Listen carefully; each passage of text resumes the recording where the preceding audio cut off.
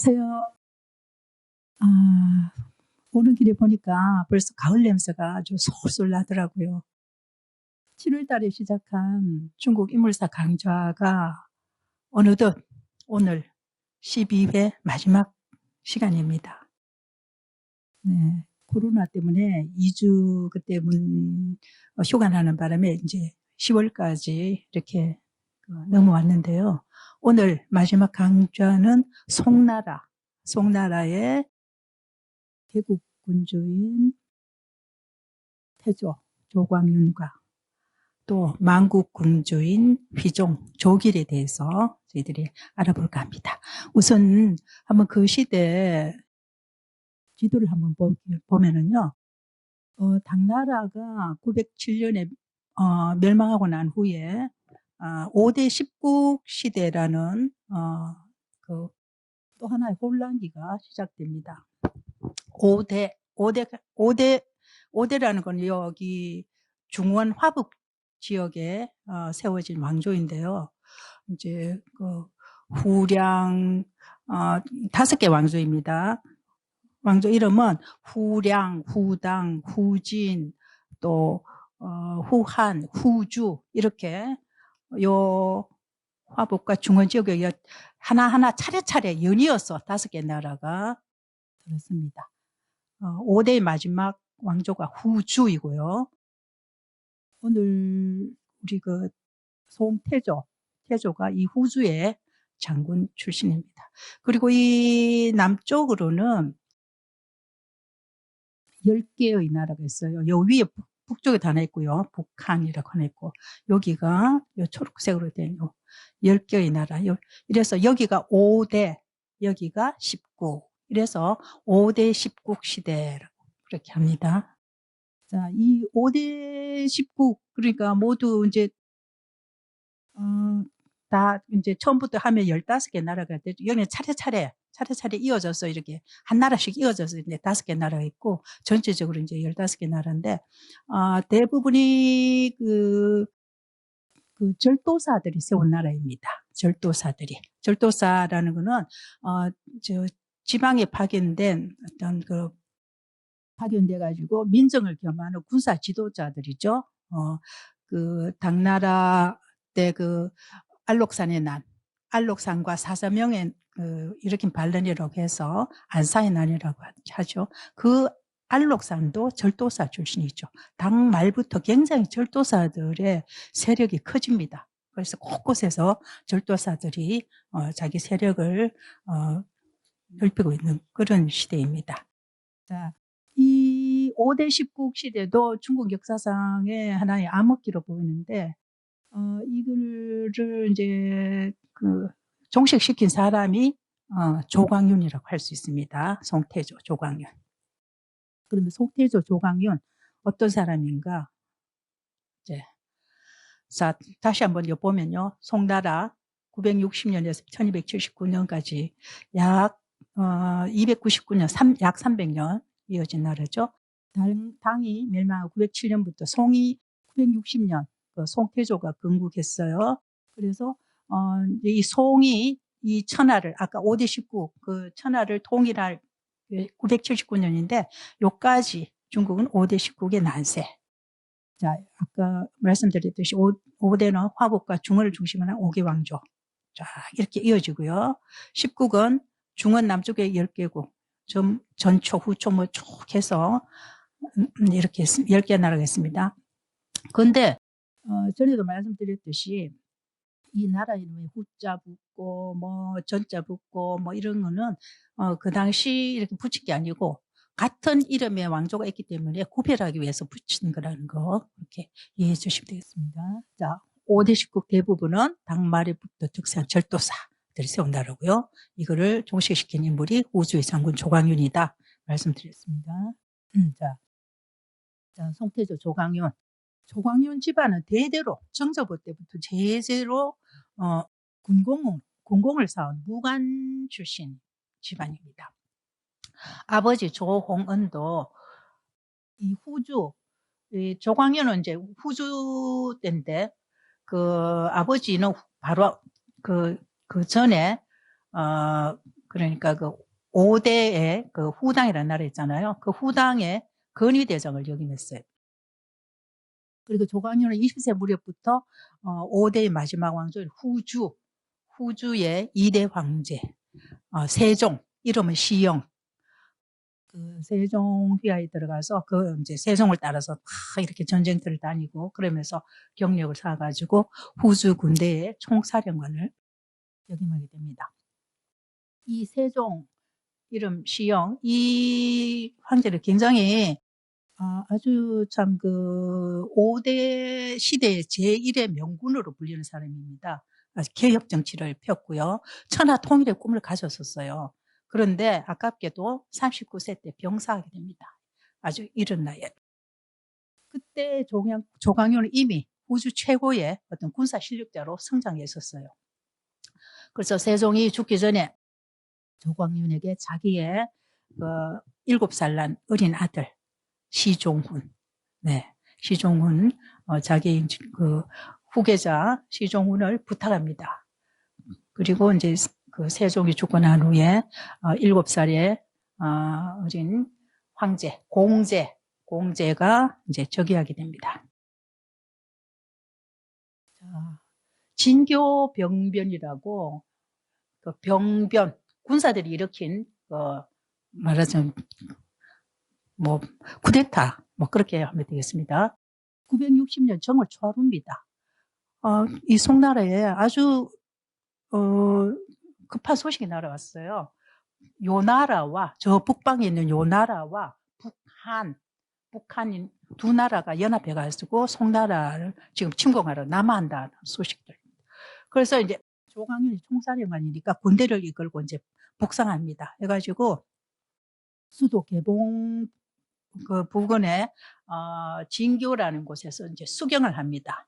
진지를 차리고 수경을 하는데 이 조광윤은 굉장히 호주가예요. 술을 매일같이 이제 술을 즐겨 마시는데 그날도 이제 술을 마시고 이제 잠들었는데 새벽에 동생 조광이가 와서 깨웁니다. 그래서 영문을 모르고 나가 보니까 그 장교들이 쫙 도열해 있는 거예요. 도열해 있으면서 전부 다 칼을 탁 받쳐 들고 도열해 있으면서 부디 천자가 되어 주십시오 하면서 막 외치는 거예요.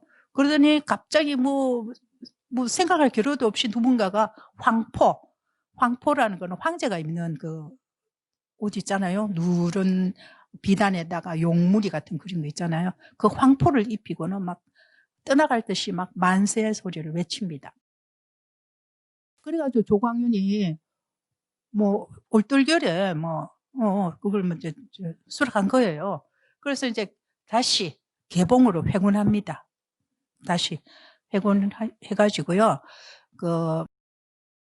그때 재상, 범질하고 왕부라는 두 사람하고 이제 협상을 합니다. 협상을 해가지고 이제 7살의 황제 공제가 즉위한 지 한 6개월 정도 지난 때예요. 공제한테서 황위를 이제 선양받대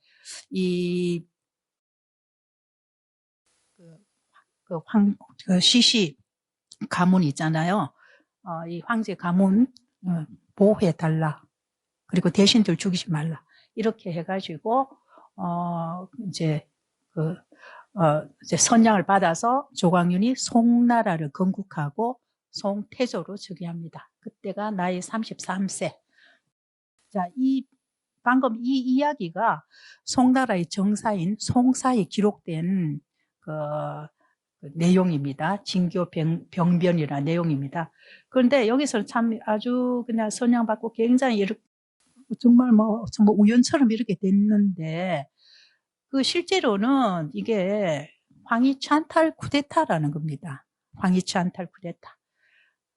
그런데 좀 이해되기도 해요. 왜냐하면 지금 황제 공제가 7살 어린애잖아요. 그런데 지금 이 시대는 5대 19개 아주 난세입니다. 난세.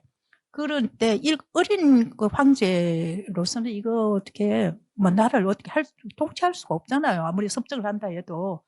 그런 어떤 그 위기감이 있던 이런 군의 장교들이나 이런 사람들한테 그게 위기감이 어떤 공감대를 얻어가지고 아마 이걸 하나 하나의 각본에 의해서 이루어진 성공적인 무혈 쿠데타입니다.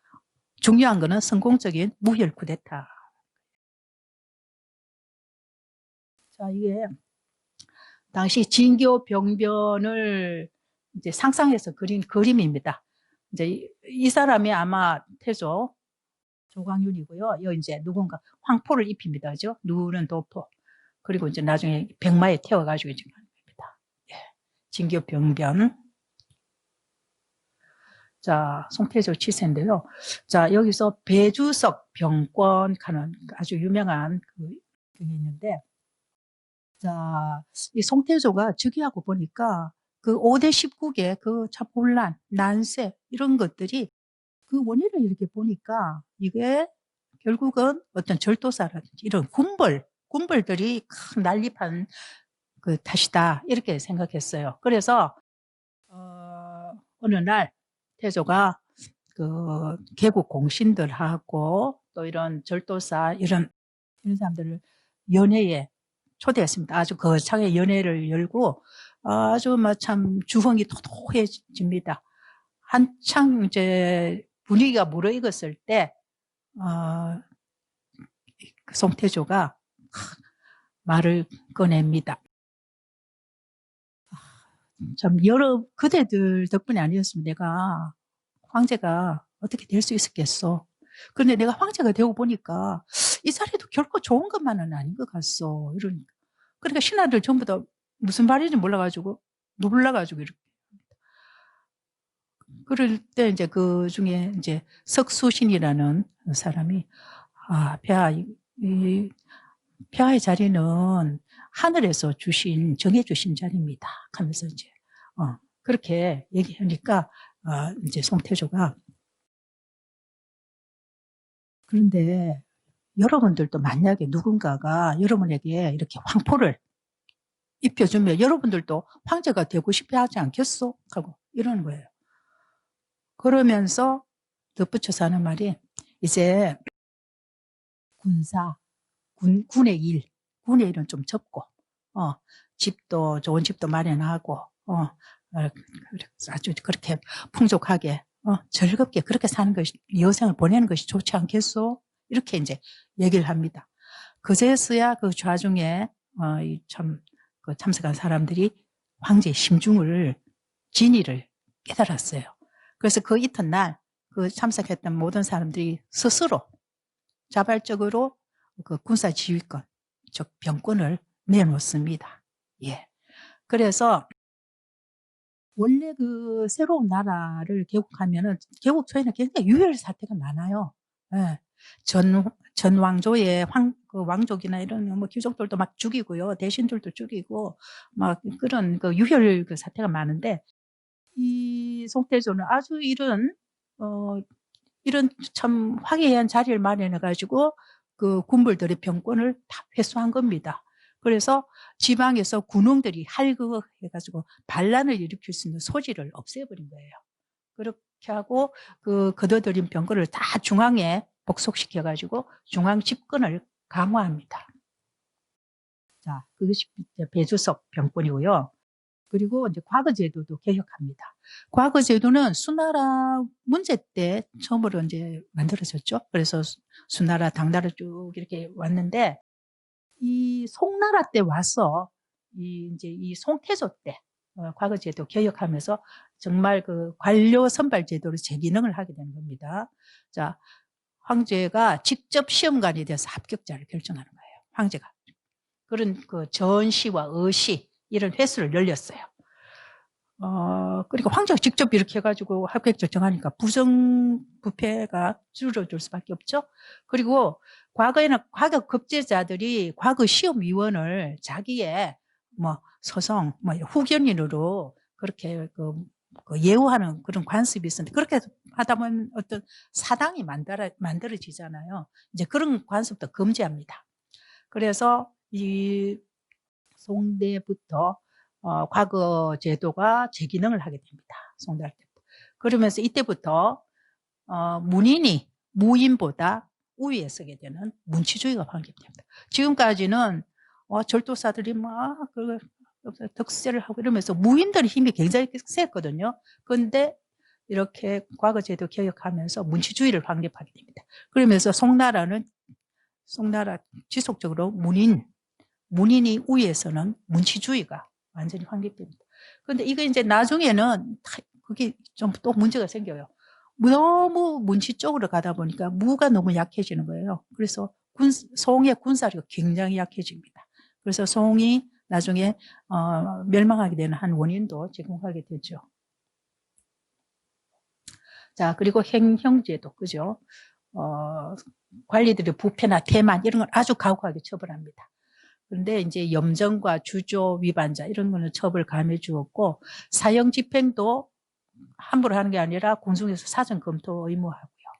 그래서 이런 시책 대부분은 가난한 백성들 경제사정 개선과 조세 부담, 경감복. 가난한 사람들이 뭘 하다가 살려고 하다가 조그만한 죄 저지를 수도 있잖아요. 그런 거, 이런 거는 굉장히 또 이제 처벌을 감해주고 이제 그랬다는 거겠죠. 자, 그리고, 대다수 중국 왕조에서 개국, 새로운 나라가 들었으면 개국 황제들은 자기 후환 방지를 위해서 그 전 왕조의 군주 물론 죽이고 그 황족들도 죽이고 막 그런 유혈 사태가 벌어지는 게 당연했는데 이 송태조는 그렇게 하지 않았습니다. 자기한테 황위를 양위해준 그 어린 황제, 공제 살려주었고요. 그리고 공제에게 이제 또 이제 자기도 주었고 또 송나라에 항복한 국가의 군주들 이런 군주들도 살려주고 또 귀족으로서의 지위도 보장해주고 굉장히 포용적인 그런 정책을 펴니다. 그리고 개혁 실행할 때 항상 그 저항에 부딪히기 쉽잖아요. 그때도 새로 뽑은 관료들로 구귀족과 지방의 호속 세력을 이렇게 이제 견제하는 그런 그걸 펼치되 점진적으로 시행합니다. 그렇게 해서 반발을 최소화했습니다. 자, 이 송태조 조광유는요, 중국 역사상 가장 후득한 인품이 따뜻한 그런 황제로 평가받습니다. 자, 대표적인 거 몇 개를 보면요, 아까도 얘기했듯이 자기가 그럼 말하자면 쿠데타를 일으켜서 엎은 거죠. 그 후주의 구황조 시시 가문을 보호해 줍니다. 자, 공제 시종훈을 죽이지 않았고요. 정왕에 책봉합니다. 그리고 그 자손들은 훗날 이 송이 북송과 남송으로 나중에 이제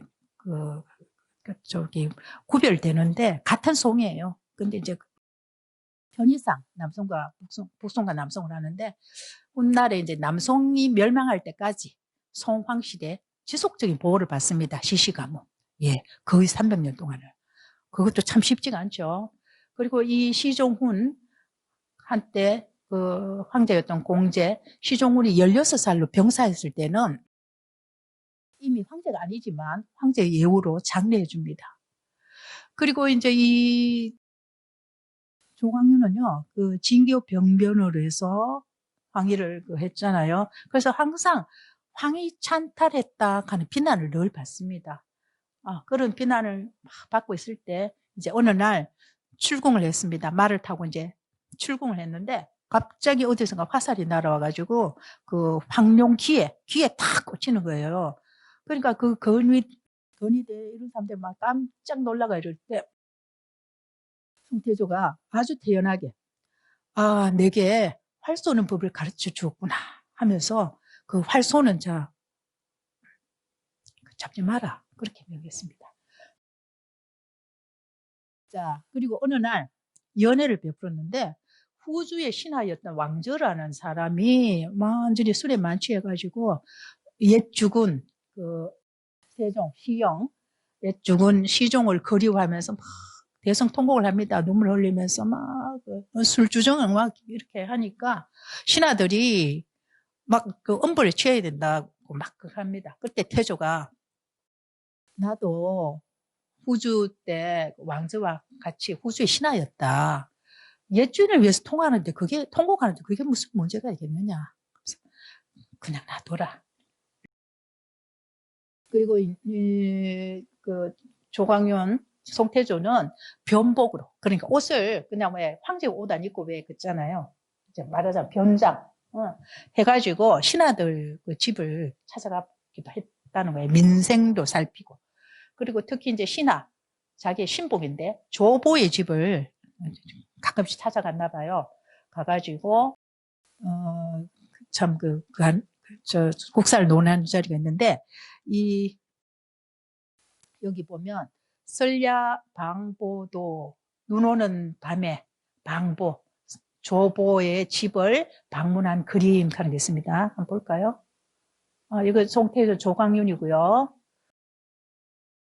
설야방보도 여기 이제 이렇게 집이 있습니다. 집이 있고 여기 대문이 있고요. 여기는 이제 호위해온 사람들이 바깥에서 이렇게 있고, 자 여기 아마 이 사람이 송태조 같아요. 어느 눈 오는 밤에 눈이 한방눈이 펑펑 오는 밤에 조보의 대문을 누가 두드립니다. 나가보니까 황제예요. 옷을 이제 참 평복을 입고 그래가지고 모셔드려가지고 이제 막 하는데 좀 있으니까 황제의 동생 조광이도 옵니다. 그래서 세 명이서 같이 이제 화롯불을 놓고 거기다 고기를 구워 먹고요. 그리고 조보의 아내가 그 옆에서 또 술잔을 따르고 이 송태조와 조보는 참 너무 친해가지고 이 송태조가 조보의 그 아내를 형수라고 그렇게 부르기도 했대요.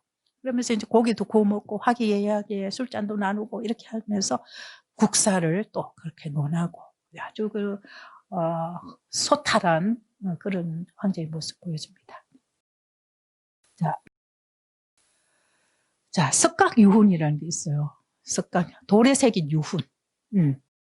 자, 송태조가 자기 후손들이 이제 황이 오를 때 반드시 읽어야 할 유훈을 돌에다 새겨가지고 딱 어떤 안치해 뒀습니다. 그래서 새로 이제 즉위한 황제는 반드시 거기에 가서 태조의 유훈을 읽고 지키겠다고 그렇게 맹세를 하는 겁니다. 그 석각 내용이 주요 내용이 이거예요. 여기도 역시 이 송태조는 자기가 황위를 뺏은 그 시시 가문에 대해서 굉장히 어떤 미안한 감정을 가지고 있었던 것 같습니다. 네. 그래서 시시 자손들을 대대로 보살펴 주어라. 이게 여기 또 석각 내용이 나옵니다. 후주의 구황족, 시시 후손들. 예, 남성 멸망까지 아까도 말씀드렸죠? 약 300년간 송황조의 보호를 받았고요. 그래서 너무나 긴 세월 송황조가 끊임없이 이렇게 보살펴주고, 그러니까 이 시시 후손들이 오히려 거기에 감동하는 거예요. 마음에 굉장히 송황실에 있어 감사한 마음을 가지고 있습니다. 그래서 훗날 남송과 원나라 있잖아요. 몽고족 원나라가 군대가 아주 치열한 전투를 벌인 게 있습니다. 예산 전투. 여기에 정말 송나라가 어떻게 될지 모르는 그런 참 정말 혈투인데 여기에 이 시시 후손들이 그동안 우리가 송황실에 그렇게 300년 가까이 보살핌을 받았는데 우리가 이제 송황실을 위해서 우리가 해야 된다. 복원해야 된다. 이래서 의병으로 참전합니다. 참전해가지고 송나라와 명호를 같이 합니다. 송나라 결국 망하거든요. 송나라와 명호를 같이 합니다. 네. 그리고 하나가 사대부를 언론을 이유로 죽여서는 안 된다. 그러니까 사대부들이 뭔가를 막 이렇게 뭐 간하고 뭐 그러잖아요. 사대부들이 뭐 조정이 돼서 이렇쿵 저렇쿵 뭐 이렇게 그걸 이제 언론이라고 표현했는데 그렇게 해도 죽여서는 안 된다. 그래가지고 이 태조 유훈에 따라서 이제 송왕조에서는 관료들이 무슨 잘못을 저질러도 뭐 실각을 하거나 뭐 이런 건 했지만 죽이지는 않았다. 예, 죽여서는 안 된다. 그렇게 했기 때문에 참 철저하게 지킨 것 같습니다. 이게 이제 석강유훈이고요. 자, 송태조도 이제 즉위하고 나서 그 5대 19, 5대 19, 이제 자기는 그 위에 5대 위에 그러니까 아까 중원 화북 지역에 거기에 지금 이제 이 송이 있잖아요. 원래 후주가 있었던 거기 이제 송이 있는데 그 밑에는 아직도 이제 그 10국이 있는 거예요. 작은 나라들이. 그거를 건국 10년 후인 970년에 거의 중국 북방을 통일했습니다. 북방 통일하고 이어 남진 정책, 남으로 해서 경남, 후촉, 남한 같은 이런 나라들 멸망시켰어요. 그래서 이제 이제 나라가 이제 거의 천하 통일을 목전에 둔 그런 상태입니다. 그런데 976년에 이제 북벌을 추진하다가 저 위에 북쪽에 북한이라는 나라가 하나 있었거든요. 북벌을 추진하다가 만 49세로 갑자기 죽습니다. 갑자기. 네, 천하 통일을 거의 코앞에 두고. 자, 그리고 나서 그 황위에는 동생 조광희가 즉위합니다. 이 사람이 송태종이에요. 자, 이 송태종한테는 원래 아들이 4명 있었는데 두 아들은 죽고 지금 두 아들 있었는데 조덕소, 조덕방 두 아들이 있었는데 그 황제의 아들이 즉위하지 않고 동생이 즉위했습니다. 참 드문이죠. 동생이 즉위했습니다. 그래서 나온 게 조광희가 형 송태조를 독살했다 하는 설이 있어요. 네. 그런데 사실 좀 이상한 게 이 송태조가 죽기 하루 전에 이 조광희가 황궁에서 잤습니다. 원래는 황궁에는 잘 수가 없어요. 잘 수가 없는데 황제 가족들, 그리고 황관들, 궁녀들 외에는 이 황궁에 다른 그 외부 남자가 잘 수는 없는데 그날 송태조 죽기 하루 전에 조광희 동생이 황궁에서 같이 잤어요. 같이 술도 마시고 그래서 잤는데 그 다음날 갑자기 태조가 죽었거든요. 그래서 독살을 하지 않았나 하는 것도 있고요. 또 이제 그래서 나온 말이 촉광부영 하는 그 말도 있어요. 초의 빛, 초의 불빛, 촉광, 초의 불빛과 도끼 부자예요. 그림자요. 도끼의 그림자. 그래가지고 진위는 알 수 없지만 조광희가 도끼로 이렇게 하는 게 그 촛불에 탁 비쳤다 하는 하여튼 이건 독살설하고 조금 다른데 하여튼 그게 있고요. 이 송태조가 평소에 호주가로서 술을 굉장히 좋아했거든요. 아주 두주불사예요. 말술을 막 마시는 거예요. 그런 음주 습관이어서 갑자기 죽었을 수도. 그럴 수 있잖아요. 그죠? 네. 근데 진위는 알 수가 없습니다. 네. 그런데 어쨌든 동생 조광희가 황해에 즉위할 수 있었던 때는 이 금괴지맹하는 게 큰 영향을 미쳤다 하는 게 있어요. 금괴지맹. 네. 금괴의 맹세. 태조의 어머니 두태우가 굉장히 아주 현명하고 아주 참 훌륭한 그 부인이었다고 해요. 그런데 이 두태우가 죽기 전에 태조에게 말하기를 태조가 그 천하를 얻을 수 있었던 거는 그 후주의 그 세종 황제가 그 어린 아들, 7살 난 어린 아들을 황제로 세웠기 때문 아니겠느냐. 그러면서 태조 자기 아들이죠. 그러니까 태조는 훗날 황희를 동생 조광희한테 물려주라 이렇게 당부했다는 거예요. 그래서 그때 이 태조가 어머니의 그 당부를 듣고 눈물을 흘리면서 맹세를 했다는 겁니다. 그리고 이제 그 자리에 있었던 신복 조보, 아까 눈 오는 밤에 방문했던 그 조보가 그 태후의 명을 받들어서 그 맹세문을 그 태조의 맹세문을 작성해 가지고 금괴에 딱 보관해 놨다는 겁니다. 그런데 그것도 약간 이상한 게 이제 그리고 나서 20년 후에 이 금괴에 보관하고 20년 후에 20년 후에 이제 공개하게 됩니다. 태조가 사망한 지 5년 후, 전체적으로 20년 후. 이때서야 그걸 공개하는 겁니다. 문제는 태조가 사망한 지 5년 후에 그걸 공개했다는 거예요. 태조가 죽고 나서 바로 이거를 공개했으면 이 송태종, 조광희가 형을 독살했다 하는 그 의문을 불식시킬 수가 있잖아요. 그런데 왜 태조 사망 후 5년 후에 공개했을까? 이거 이제 계속 의문이에요. 그래서 이 금계지명이 사실인가 아닌가 거기에 대한 의문이 있고요. 또 심지어는 어떤 사가들은 이 조광희하고 조보가 그 짜고 그렇게 이거를 했다, 조작했다, 뭐 그런 얘기도 있습니다. 진위는 알 수가 없습니다. 자, 좀 흐릿한데요. 조광윤 형제입니다. 여기가 태조 조광윤, 여기가 태종이 된 조광희. 네, 두 형제. 자, 그러면 잠깐 쉬었다가 송희종을 하도록 하겠습니다.